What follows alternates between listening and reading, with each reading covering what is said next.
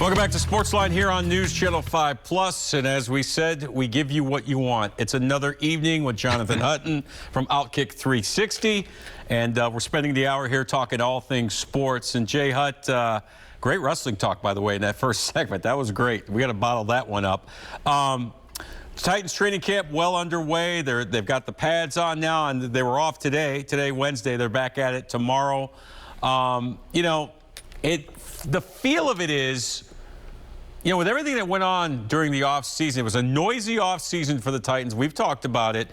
It feels like Vrabel, his staff, and the players, they really want to just get down to business. There's a very business-like approach to this year's training camp. What's the feel that you're getting from camp, and what have you seen so far that impresses you? So the feel so far is tough to describe. I was asked this earlier today, and it's similar to last year in a way and very different. Similar with the veteran mentality that you're describing, of just the workman-like grind mentality to get to the season. They are certainly healthier right now than they were a year ago.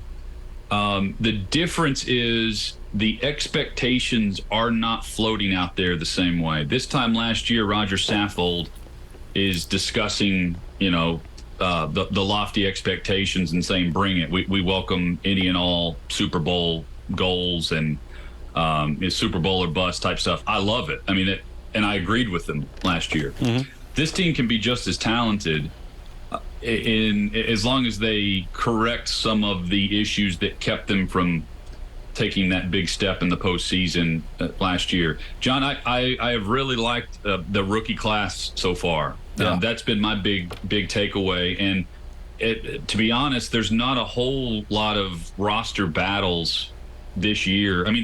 There always are, but when in just terms of our discussion right now, I'm talking about starting jobs. Right. There's not many up for grabs, and the two big ones are on the offensive line. So really, we already know the starting lineups. If the rosters are exactly healthy as they are right now, we know the starting lineups on both sides of the football, except for two spots at right tackle and left guard. And because of that, it's a hurry up and wait mentality. And that's from my vantage point. Their vantage point, I think the mentality is going to be a bit more aggressive this preseason than last. We barely saw guys practice last year. Right. If they did practice, they did individual work and then they were back down. Or if they flew down to Florida for a joint practice against Tampa, they didn't do all that much. A.J. Brown watched from the sideline. Julio Jones was the same way. I think there's a more aggressive tone to, we're going to go down here with our starters and get after it, because I think it's more of a 2020, 2019 version that they need to get back to than whatever last year was, which was a bunch of injuries, just trying to get healthy, and then nothing to show for it in January. That makes a lot of sense that you say that, Jay Hutt. You mentioned the rookies. Let's start with, the first-round draft pick, Treylon Burks. The fact that he's been performing pretty well at practice and getting through practice with all the asthma and conditioning issues that he had in the spring during, rookie mini camp, and then, of course, OTAs, and then mandatory mini camp. That has to, this organization very well, Jonathan. This has to be a weight lifted off this entire organization's shoulders. J-Rob's got to be breathing a sigh of relief. The whole organization has to be thinking, whew, this guy did the work. He kind of admitted he could have attacked it a little bit more aggressively during his portion of the offseason, but he's practicing. He's healthy, he's getting through practice, and he's making plays at practice. That's got to be a huge weight lifted off this organization, because, listen, when you trade a guy like A.J. Brown and then 2 minutes later you draft this guy and you're telling the fans, hey, don't worry, everything's going to be all right. A.J. Brown's gone, but we have this guy, we have Treylon Burks, and he struggles like he did in the spring, but now he seems to have, found his groove, so to speak. That's got to be a major, major, major load off the Titans' collective minds. I think so, and so let's put this in perspective of what the last 3 months have been like. So they have done so. The Titans protected him in a way they went about their off season while the guy got in shape. It took them 2.5 weeks to come out with anything asthmatic about him. And it came from Rob Moore. It didn't come from the head coach. Right. So in a way, they didn't protect him by using that as an excuse from the jump. And I think that goes back to the draft process. I don't know how much they knew if that was going to be an issue. Sam Pittman in SEC Media Day said that he didn't know about that. Again, it was all very confusing. But that's A.J. Brown. Let's tie it in there. A.J. Brown sets a tone at practice. If A.J. was not practicing over the last 3 years, it was noticeable on the practice field, whether they want to admit it or not. He brings an energy and a rhythm to that offense and just gets it. The defense plays a bit tougher because it's a one-on-one battle. He's jawing a little bit. He's dancing around, bouncing around, and he's making plays.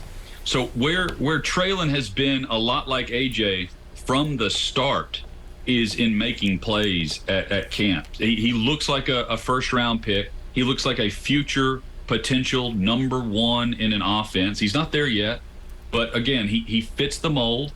And I think, to your point about how the organization looks at it, like, man, this is a good sign.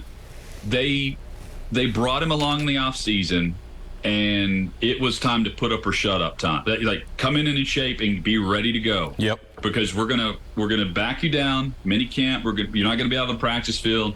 Come in ready to go, and he was. He's been making plays. He's been very consistent. And the key here is he's on the field with Ryan Tannehill, as Tannehill now has two options. His top two options at receiver weren't with him last year, with Robert Woods and with Traylon Burks. They need to be on the practice field with him. Both have been. That's a big takeaway from the first week and a half of work on the field. I think that's a good sign for the way things ended in minicamp compared to where they started whenever they broke camp recently. And you mentioned it. I think all the rookies have had their moments. You know, Haskins has had some good moments. Roger McCreary, I'm hearing great things about him. I've seen great things from him at practice. I mean, this so far looks like a really good rookie class, like you said. Yeah, and the big thing, so there are a couple of different posts, turning points, or different ways to look at camp. And so you want to see how we want to see how Traylon Burks attack camp from practice number one. That's a great sign, but keep in mind it's no different than a mini camp, really. I mean, you've got a helmet, and you've got the Titans practice jersey on, and shorts and cleats, and there's not a lot of contact. Let's tie that into Roger McCreary. Roger McCreary's a second-round pick. The Titans really like him because I think they view him as a corner that would have played in this defense whenever Vrabel first got here, right? Like in that same mentality, the grind mentality. They love how he played press man in the SEC, but he's lacking the measurables of the draft that put him up in that elite status. But when the pads were on, he starts making plays, and that goes to the evaluation of what he did at Auburn versus the combine stats. And I think that's another great sign. Chig Okonkwo, this is a good tight end draft, especially in the middle portion. If you wanted a tight end, it was 3rd, 4th, 5th round, right? And where you get value for a development player, and he's not just that. I think he can factor in big to what could be a starter role. I think we're going to see a lot more two tight end. I won't be shocked if we see them as their base offense in 12 personnel. So they'll have Hooper and Okonkwo listed. Right. That won't stun me in the least.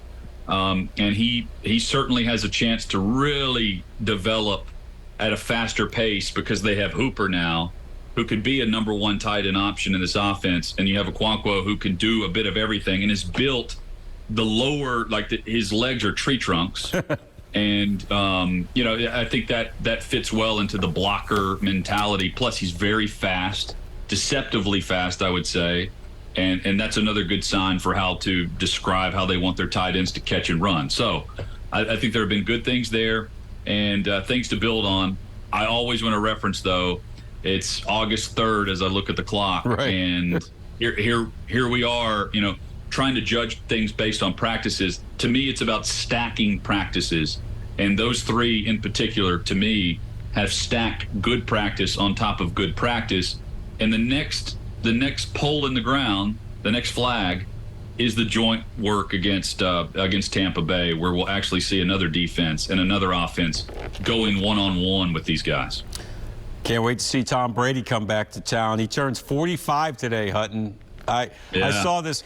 I guess there are 108 players on NFL rosters right now that were born after Brady got into the league. So, I mean, that's a pretty big chunk. I heard a stat the other day.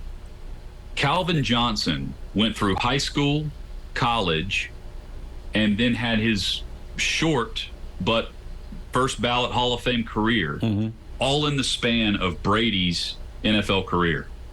Think about that. Yeah. That is insane, and the fact that he's still playing is remarkable. I don't know how much he has left.